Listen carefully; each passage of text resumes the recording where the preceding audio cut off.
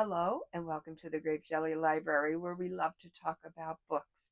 My name is Flossie. Thank you for joining me. I always look forward to your visit. Today, we are going to do multiple book reviews on four books that are very different, but each wonderful in their own way.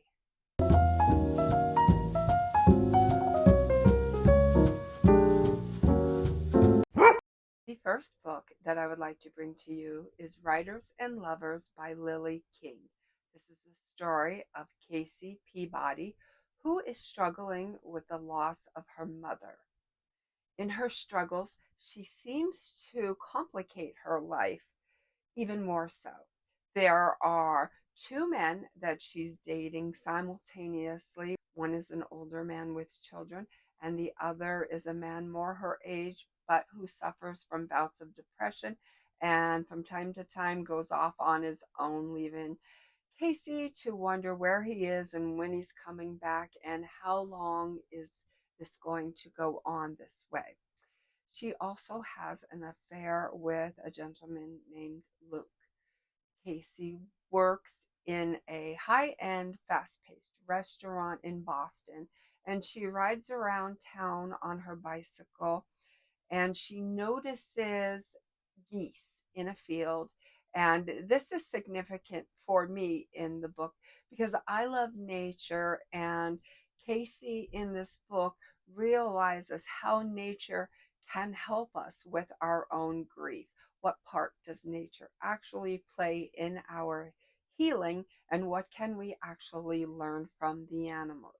So, this was a very fundamental book in healing and grief and figuring life out and pursuing our happiness. Casey wants to be a writer, but she's struggling with that. So, in her relationships and in her healing, we find out if Casey actually does get the chance to pursue her dream. So, it is a very engaging book, and it's a story that is most real to life. I feel like, this is just ripped from, they say ripped from the pages of a book. Well, I feel like this story is ripped from the streets of life and put into the pages of a book. Could be anybody's story. So definitely worth the read. The next book I would like to bring to you is the only book that I didn't misplace, and that is Oh Caledonia by Elspeth Barker. All my other books that I read, I have no idea what I did with them. I should get more organized in that aspect. But Oh Caledonia, it's a gothic tale, and I believe it was written in 1991, if I'm not mistaken. Could be 1990. Correct me if I am wrong. It starts with the murder of a young girl named Janet, who has only reached 16 years of age. She is found murdered underneath the steps in her mother's black lace dress. And right off the bat, that engaged me. Janet is the firstborn, and as she ages, she doesn't necessarily appeal to the adults.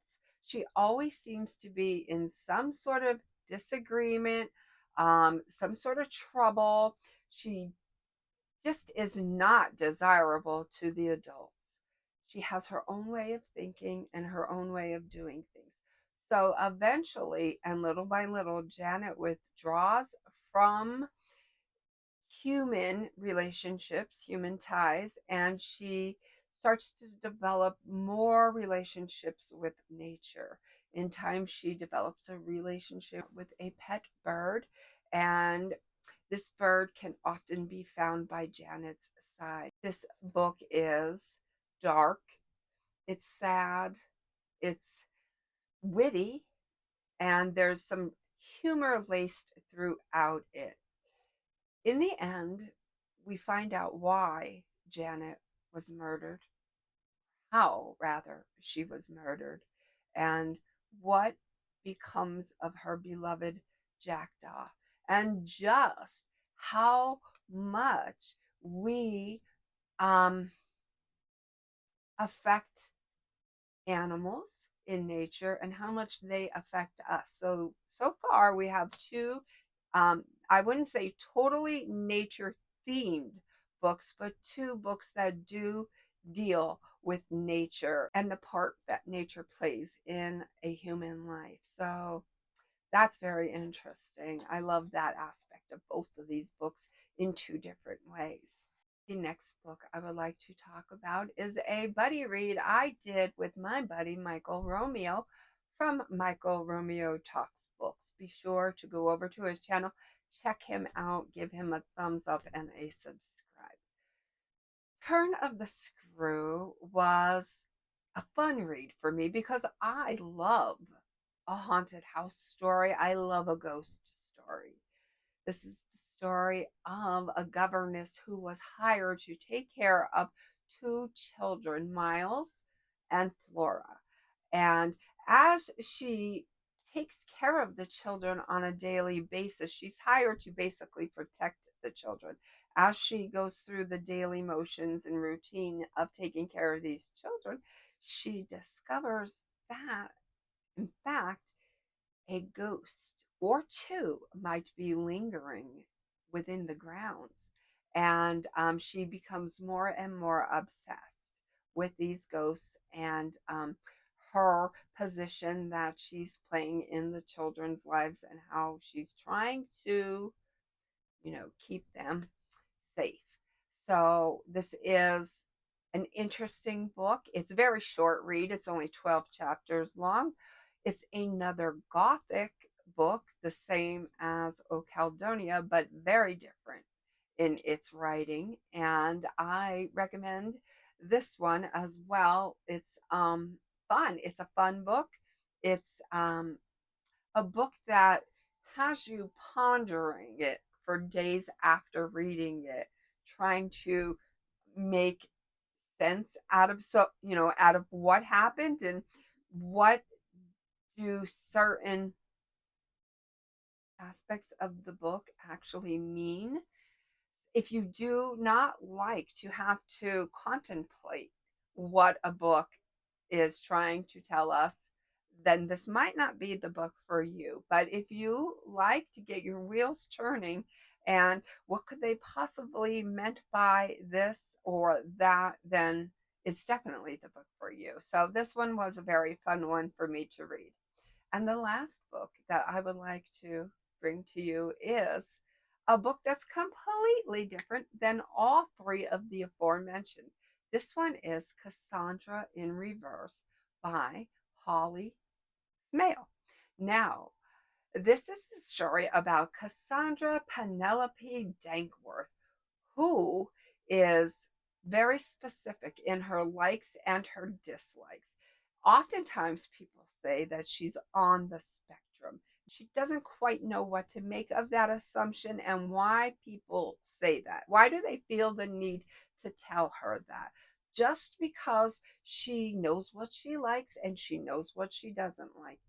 Every single morning for years, Cassandra has had a banana nut muffin for breakfast.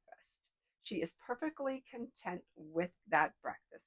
She's perfectly content in wearing a certain dress attire, and she likes neat and tidy things, areas, atmospheres. Cassandra, very early in the book, finds herself in a lot of trouble just for being Cassandra, just for being herself. She finds herself always having to defend herself and get herself out of certain messes.